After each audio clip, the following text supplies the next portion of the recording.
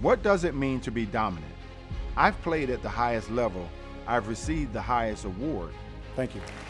But those things did not make me dominant. On this show, I want to interview people from various backgrounds and careers to see what made them dominant. That's why I decided to partner up with Mission Winnow. Together, we want to promote progress and achievement while sharing real stories of struggle and success. We want to acknowledge the challenges in front of us, but we also want to pivot towards improvement and positivity. Everything is going to work out. We are the dominant ones. We dunk on the world. We don't let the world dunk on us. Well, I'm going to tell you a funny story. So I'm in a restaurant and the guy's asking what I do. I tell him I play basketball. And he's like, well, why should I come watch you play? He's like, do you jump as high as LeBron? I said, no, I don't. He's like, do you run as fast as him? I said, I don't. He said, so why should I come watch you play? And then my response was, well, I jump higher and I run faster than you. Then he got all quiet. He was like, oh, all right. Hat on top cause we think excellent. Frames on straight cause I see excellent. Dress for success cause I be excellent. Everything we do, everything we do.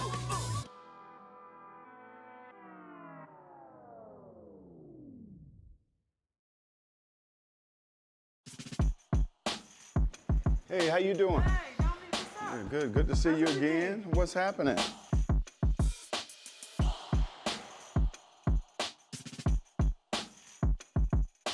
First of all, I want to say thanks for coming to my home and talk basketball. This is one of the few people I can sit down and talk basketball with, you know, someone who grew up with it. And just want to talk about your career and how you became to have such a dominant attitude about what you're passionate about, and that's basketball, and all this kind of stuff you kind of went through in your life. And you know, one thing I found out we have in common, we both from Baltimore. That's right. Be more, y'all. And you know this as well as I do. Coming up in Baltimore, if you're able to get out of that type of environment, you can do anything you want in life.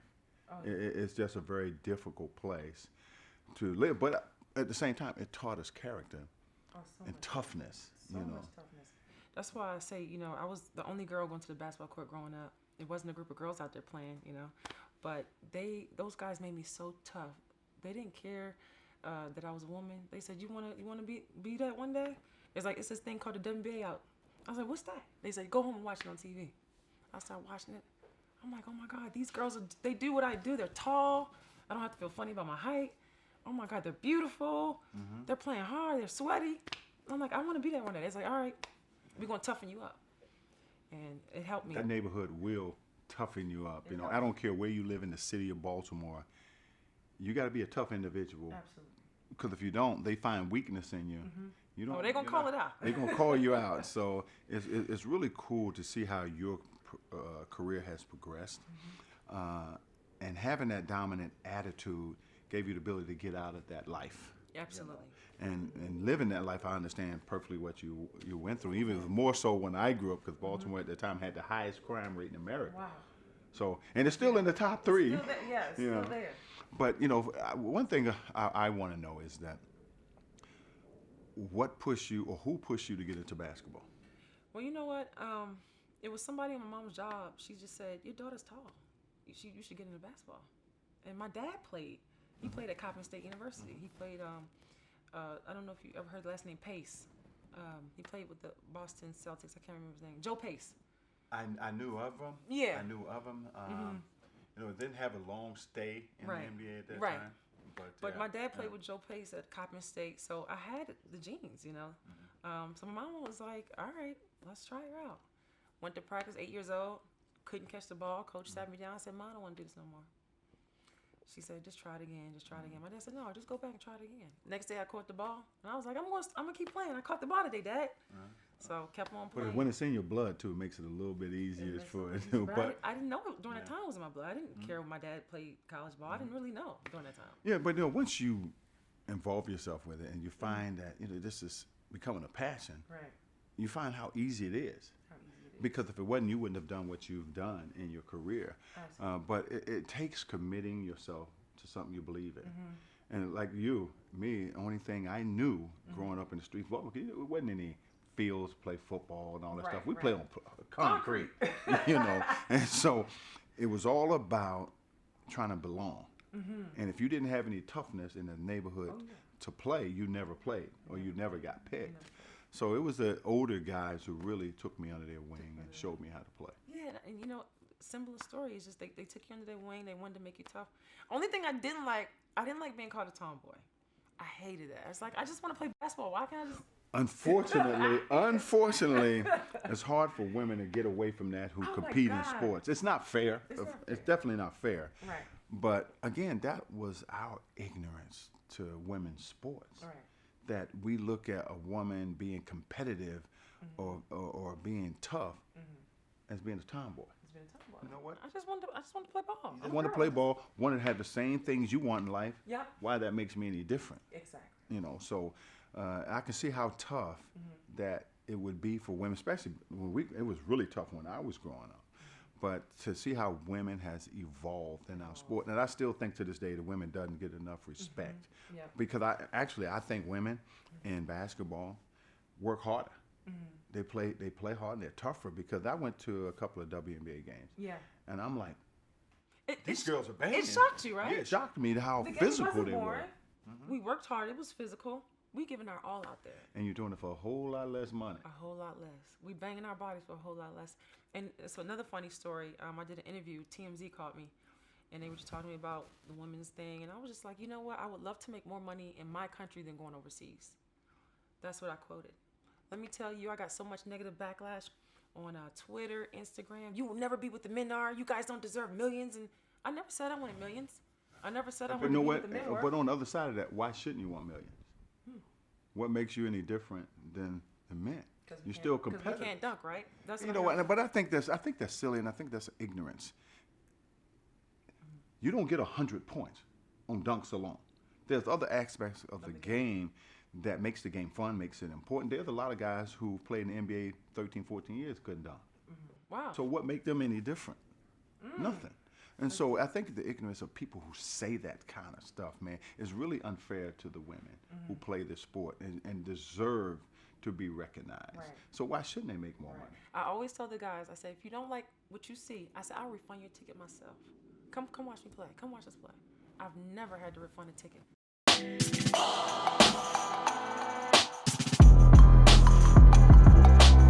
You got to represent the name on that front of your shirt and the name on the back of that shirt. And then the legacy will speak for itself. Right, and the legacy speaks for itself. And so that's the thing that really intrigues me about women's basketball. Right. Because they have to play one way all the time. We have to. You know, No other way. to really stay in it, to be meaningful, but to compete on the same level as some of them other great women players out there. I mean, you can't dog it. You can't go half We speed. can't go half speed because we already know we want people to come back. We want to keep our ticket sales at a certain way. I mean, we're competing against so much. People are already doubting us. Oh, we don't want to watch you guys because we can't do this. We're always competing against something, so we only know that one way to give it our all. Exactly. We can't half speed. So I got to ask you this. When you look at your earlier career, what was the one thing that almost made you say, you know what, I don't know if I want to do this? Oh, man, I had many of those moments where I was just like, I don't even know if I want to do this no more. And I became very zombie-like.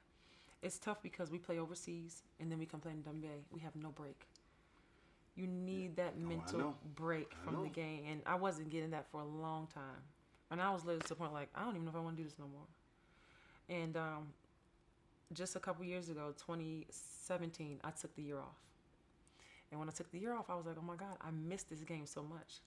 So I would tell, the younger kids, take some time, get away from it, allow yourself to miss it, and then come back strong. You don't want to lose that, like you said, that one speed, that passion for it. You always want to keep that part of it. So tell me, if you had to go back and tell your younger self, what would you change in that person?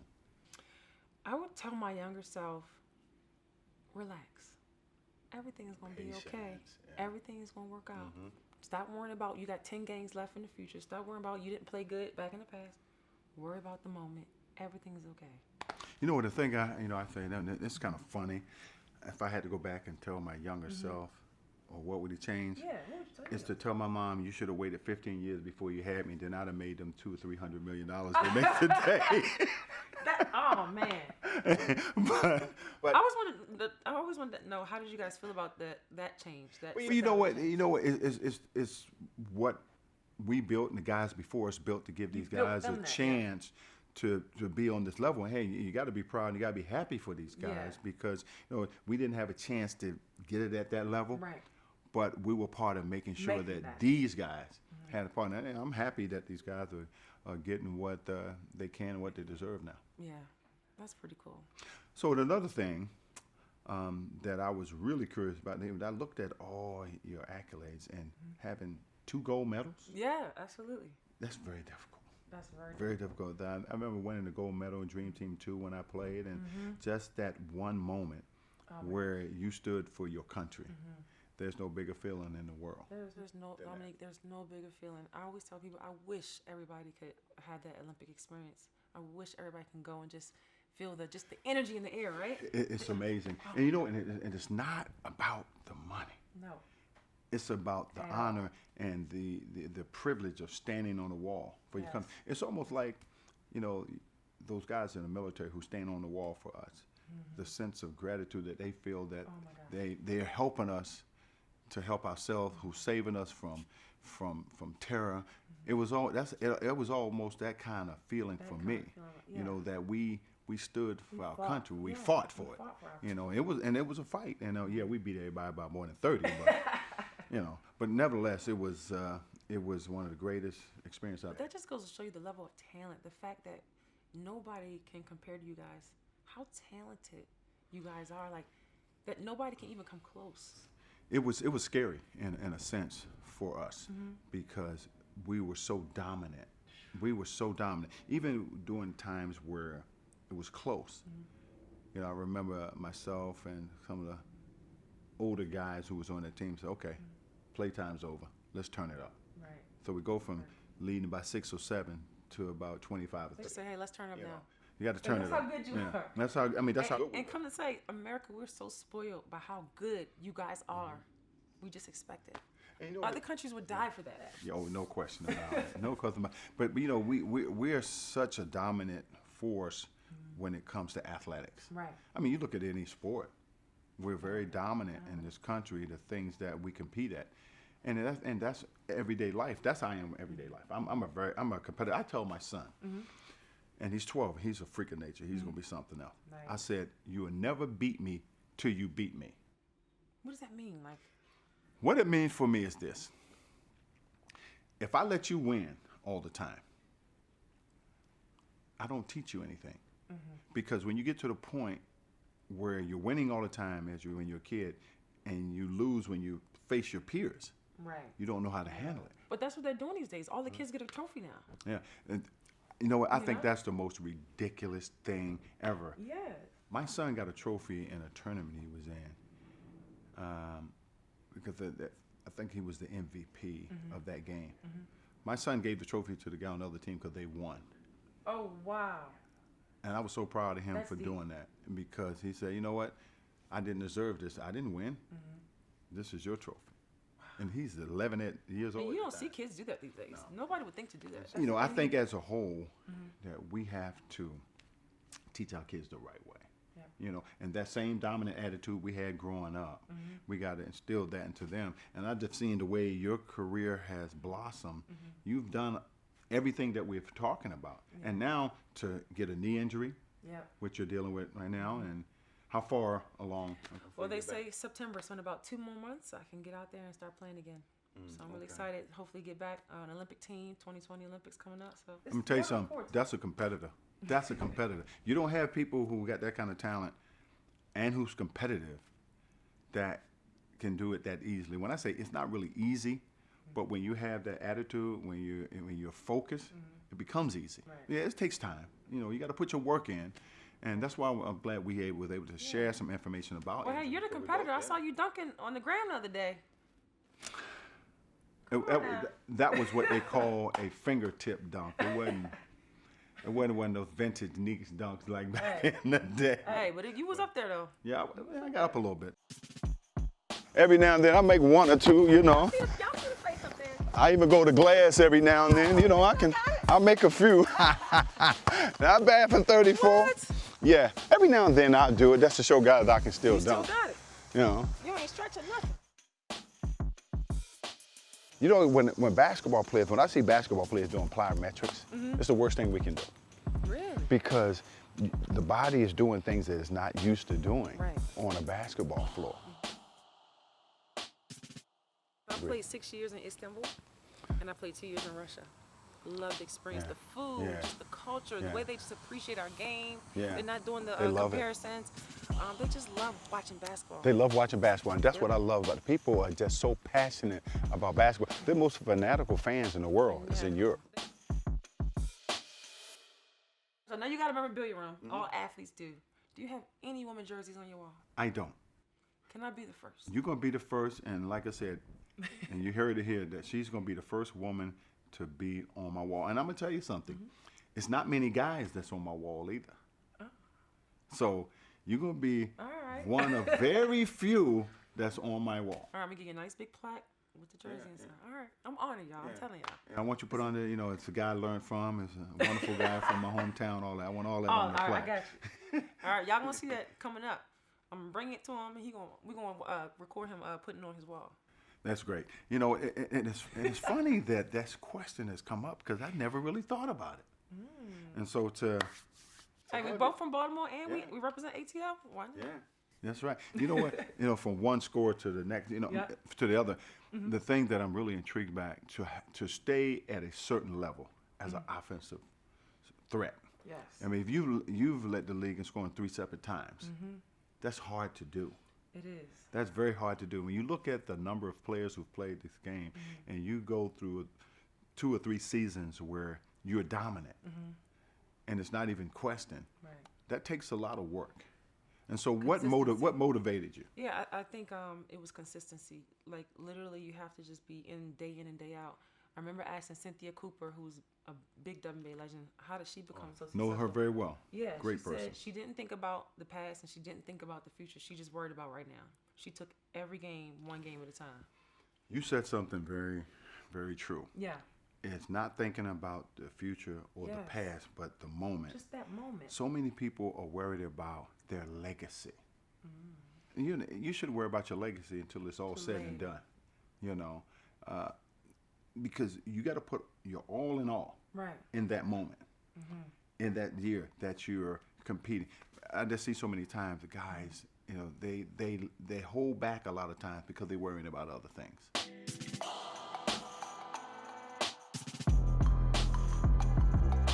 So they tell me that you like food, particularly one type of food. You love ice cream. Yes. That's funny. I hadn't been invited to your ice cream shop or parlor downtown, so I'm still waiting on the invitation. Hey, you got to come on down. We actually, you know what? We're going to make a special flavor in your name. What's your favorite flavor? You know what? I like strawberry shortcake.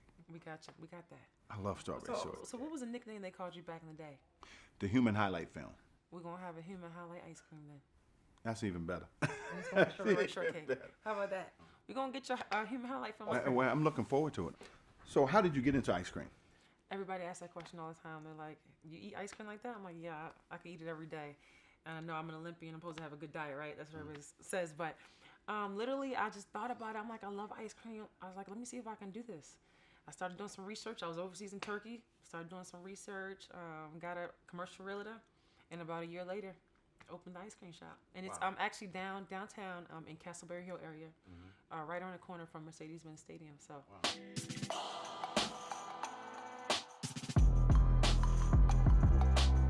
One of the things I want to ask you is, what is your definition of dominance at this point in your life? My definition of dominance at this point in my life is peace. I've learned that stay calm and everything. Like I said, I was telling my younger self, it's going to be okay. Everything always works out. You put your heart into something, you work hard, it's always going to work out for you. Well, the great thing is you've done it. You've had a setback. Yep. Now you're on that comeback trail to do it even better. Yes. But it takes that dominant attitude and focus to do that. And and just sitting there talking to you and being around you, I can see that you ain't gonna have much problem doing that. I appreciate Just that. stay I need that. grounded, Yes. stay focused, and everything else will take care of All itself. right, so when I come back, we hitting that 101. You got it. All right. That's dominant. Who y'all got your money on? Hey, well, don't put it on me right now. I've seen her play.